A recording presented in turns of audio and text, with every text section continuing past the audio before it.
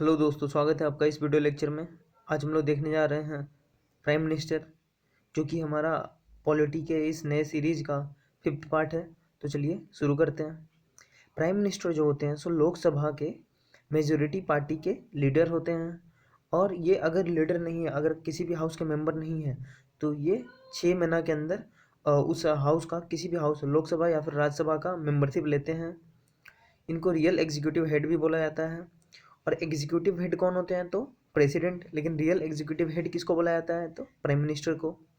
ये और जो भी जितने भी मिनिस्टर होते हैं उनको पोर्टफोलियो डिसाइड करते हैं। जैसे होम मिनिस्ट्री किसके पास जाएगा, फाइनेंस मिनिस्ट्री किसके पास जाएगा, यही एडवाइस देते हैं प्रेसिडेंट को। और प्रेसिडेंट इनके एडवाइस के अकॉर्डिंग उनको अपॉइंट करते हैं। अगर ये रिज़ाइन कर देते हैं या फिर इनका डेथ हो जाता है तो फिर सारा एग्जीक्यूटिव डिसॉल्व हो जाती है। आर्टिकल 678 में ये बताया गया है कि प्राइम मिनिस्टर जो भी इंफॉर्मेशन पार्लियामेंट में जो भी प्रोसीडिंग हो रही है उसके इंफॉर्मेशन को प्रेसिडेंट को बताएंगे। उसके बाद हम लोग देखते हैं डिप्टी प्राइम मिनिस्टर। ऐसा कोई ऑफिशियल पोस्ट नहीं है हमारे कॉन्स्टिट्यूशन में डिप्टी प्राइम मिनिस्टर का, लेकिन बहुत ही बार हमारे जो पॉलिटिक्स है उसमें हमारे कंट्री में अपॉइंट किए जाते रहे हैं। जैसे जो फर्स्ट डिप्टी प्राइम मिनिस्टर थे वो थे सरदार पटेल, और लास्ट जो थे वो थे लाल कृष्ण आडवाणी। उसके बाद हम लोग देते हैं अटॉर्नी जनरल, जो जिनके बारे में आर्टिकल 76 में बताया गया है। ये first legal officer of India होते हैं। और ये इंडिया गवर्नमेंट ऑफ इंडिया को किसी भी कोर्ट में डिफेंड कर सकते हैं। इनको अपॉइंट किया जाता है प्रेसिडेंट के द्वारा। और ये प्रेसिडेंट के प्लेजर, मतलब जब तक प्रेसिडेंट का मन होगा तब तक ये काम करते हैं। He must be qualified as to be the जज ऑफ सुप्रीम कोर्ट। ये सुप्रीम कोर्ट के जज बनने के लायक होने चाहिए। इनके अटॉर्नी जनरल के नीचे सॉलिसिटर जनरल्स भी होते हैं। जो अटॉर्नी जनरल होते हैं उनको कैबिनेट की रैंक दी जाती है। और ये पार्लियामेंट के भी प्रोसीडिंग में पार्ट ले सकते हैं without right to vote. Right to vote इनका नहीं होता है। और ये जो पार्लियामेंट में पार्ट ले सकते हैं पार्लियामेंट के प्रोसीडिंग्स में, इसके बारे में बताया गया है आर्टिकल 88 में। आर्टिकल 165 में ये बताया गया है कि जैसे सेंटर में अटॉर्नी जनरल होंगे वैसे ही स्टेट में होंगे एडवोकेट जनरल, जो कि स्टेट के द्वारा ही अपॉइंट की जाएगी। और वो first legal officer of state होंगे। जैसे attorney general first legal officer of India है, वैसे ही ये first legal officer of state होंगे। फर्स्ट अटॉर्नी जनरल कौन थे? तो शीतल वैद्य। और प्रेजेंट अटॉर्नी जनरल कौन है? के वेणुगोपाल। सीएजी। अब हम लोग देखते हैं कंट्रोलर एंड ऑडिटर जनरल। इनके बारे में आर्टिकल 148 टू 151 में बताया गया है। ये इनका मेन काम होता है जो भी इनकम और एक्सपेंडिचर हो रहा है गवर्नमेंट ऑफ इंडिया के कंसोलिडेटेड फंड के थ्रू, उस पर ध्यान रखना, उसको ऑडिट करना। इनको टर्म दिया गया है eye and ear of the parliament. इनको अपॉइंट किया जाता है प्रेसिडेंट के द्वारा। लेकिन ये काम कब तक करते हैं? तो 6 ईयर, अपॉइंटमेंट के 6 ईयर, या फिर जब तक उनका एज 65 ईयर नहीं हो रहा है। ये दोनों में से जो भी पहले पूरा हो रहा है उसी तक काम करेंगे। और इनको हटाया जा सकता है इम्पीचमेंट के थ्रू। इनको कैबिनेट की रैंक दी गई है। ये भी पार्लियामेंट के किसी भी प्रोसीडिंग में भाग ले सकते हैं without right to vote. CAG जो अपना रिपोर्ट है वो किसको देते हैं? पब्लिक अकाउंट कमेटी को, जो कि पार्लियामेंट में इस रिपोर्ट को प्रेजेंट करती है। और पब्लिक अकाउंट कमेटी के हेड कौन होते हैं? तो ये इसके हेड अपोजिशन से कोई होता है। फर्स्ट सीएजी कौन थे? तो नरहरि। और प्रेजेंट सीएजी कौन है? तो राजीव मेहर्षि। अब हम लोग देख लेते हैं कंसोलिडेटेड फंड, जिसके बारे में आर्टिकल 266 में बताया गया है। हमारे सेंटर और स्टेट के लिए कंसोलिडेटेड फंड का प्रोविज़न है, जिसमें सारे ही जो भी सरकार की कमाई होती है, टैक्स, नॉन टैक्स, या फिर कहीं से अगर सरकार लोन ले रही है, तो उन सभी के बारे में कंसोलिडेटेड फंड में ही पैसा जाता है। यहाँ से जो भी पैसा आता है सब कंसोलिडेटेड फंड में ही जाता है। और इस फंड में से पैसा निकालने के लिए अप्रोप्रिएट बिल का यूज किया जाता है। उसके बाद नेक्स्ट आता है एक कंटीजेंसी फंड, जिसको आर्टिकल 267 में बताया गया है। इसको इमरजेंसी से लड़ने के लिए यूज किया जाता है। एग्जीक्यूटिव इससे मनी निकाल सकता है। और इसमें मिनिमम फंड जो निकाला जा सकता है वो 500 करोड़ होता है और मैक्सिमम की लिमिट नहीं फिक्स की गई है। अप्रोप्रिएट बिल के बारे में आर्टिकल 114 में बताया गया है और इसका यूज़ कहाँ किया जाता है तो कंसोलिडेटेड फंड को निकालने में। और ये अगर बिल पास नहीं हो रही है तो गवर्नमेंट को रिजाइन करना पड़ता है क्योंकि गवर्नमेंट के पास पैसा ही नहीं होती है खर्चने के लिए। एस्टिमेट कमेटी, ये एक 30 मेंबर कमेटी है जिसके सारे जो मेंबर्स होते हैं वो लोकसभा से ही होते हैं। इसका काम क्या होता है तो ये प्रोविज़न को बजट को एनालाइज करती है। पब्लिक अकाउंट कमेटी, ये एक 22 मेंबर कमेटी है जिसमें 15 मेंबर होते हैं लोकसभा से और 7 मेंबर होते हैं राज्यसभा से। इसको एक स्ट्रॉन्गेस्ट कमेटी बोला जाता है पार्लियामेंट का। ये प्रेसिडेंट को भी बुला सकती है और इसके जो हेड होते हैं पब्लिक अकाउंट कमेटी के जो हेड होते हैं वो अपोजिशन से होते हैं। इसका जो टर्म होता है सो 1 ईयर का होता है और ये किसके रिपोर्ट के बेसिस पे काम करती है तो कंट्रोलर एंड ऑडिटर जनरल के रिपोर्ट पे। इसके बारे में हम लोगों ने पढ़ा भी था कि कंट्रोलर एंड ऑडिटर जनरल अपना रिपोर्ट किसको सबमिट करते हैं तो पब्लिक अकाउंट कमेटी को। अब हम लोग देखते हैं इलेक्शन कमीशन। इलेक्शन कमीशन के बारे में आर्टिकल 324 टू 329 में बताया गया है। इलेक्शन कमीशन को एस्टेब्लिश कब किया गया था तो जनवरी 25 1950। पार्ट 5 में इलेक्शन कमीशन के बारे में बताया गया है। पार्ट 15 में ये एक कॉन्स्टिट्यूशनल बॉडी है जो कि ऑटोनोमस है और क्वासी जुडिशियल है। ये रिस्पॉन्सिबल होता है फ्री एंड फेयर इलेक्शन करवाने के लिए इंडिया में और ये पॉलिटिकल पार्टीज़ को उनका सिंबल देती है, उनको रिकॉग्नाइज करती है।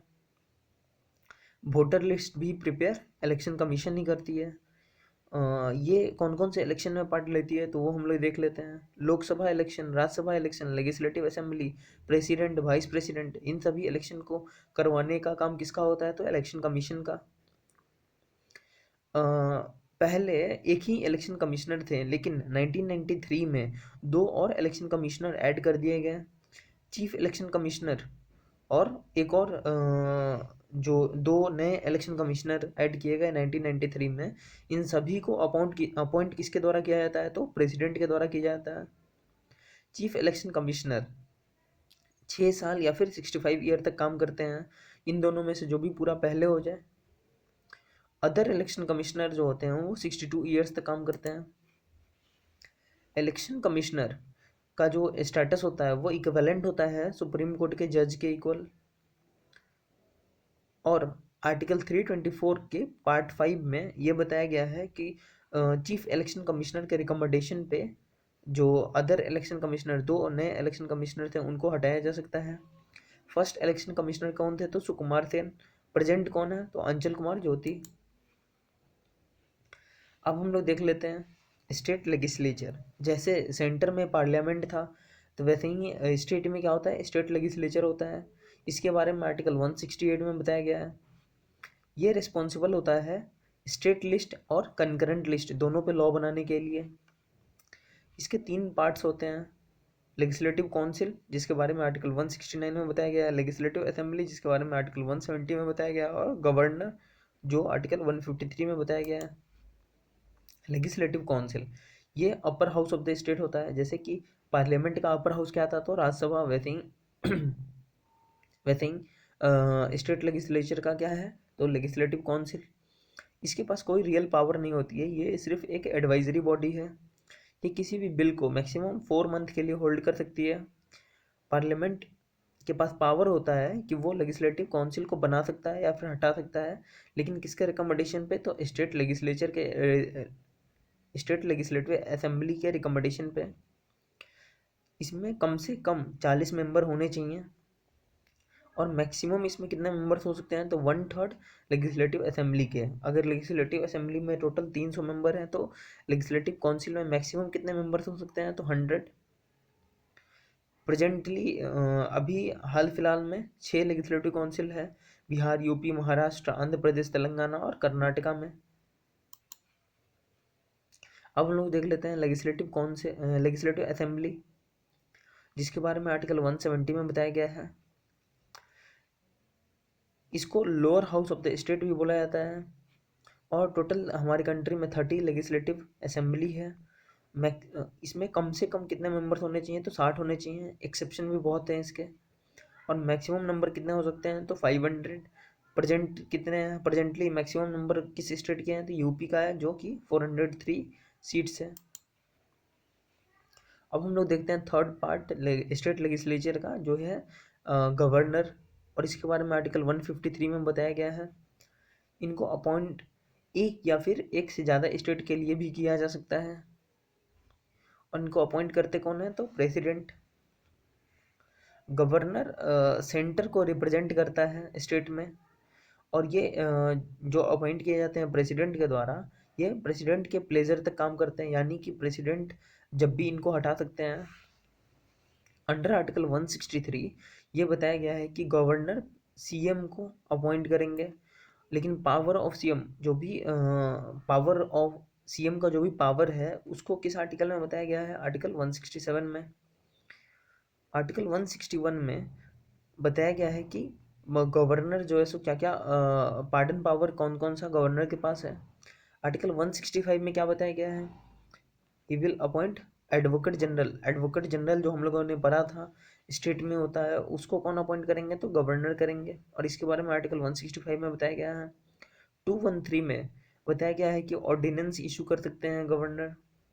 आर्टिकल 333 में बताया गया है कि वो एक एंग्लो इंडियन को नॉमिनेट कर सकते हैं स्टेट लेजिस्लेचर में। आर्टिकल 202 में बताया गया है कि वो प्रेजेंट करेंगे एनुअल फाइनेंशियल स्टेटमेंट, यानी कि स्टेट का बजट। अब हम लोग कुछ टर्म्स देख लेते हैं, कॉन्स्टिट्यूशनल टर्म्स। जैसे एडहॉक कमेटी। एडहॉक कमेटी एक ऐसी कमेटी होती है जो अपने कमेटी बनाया गया है किसी पर्पस के अकॉर्डिंग, किसी स्पेसिफिक पर्पस के लिए। तो उसका पर्पस जैसे ही कंप्लीट हुआ वैसे ही वो कमेटी एग्जिस्ट नहीं करेगी। उसी को एडहॉक कमेटी बोला जाता है।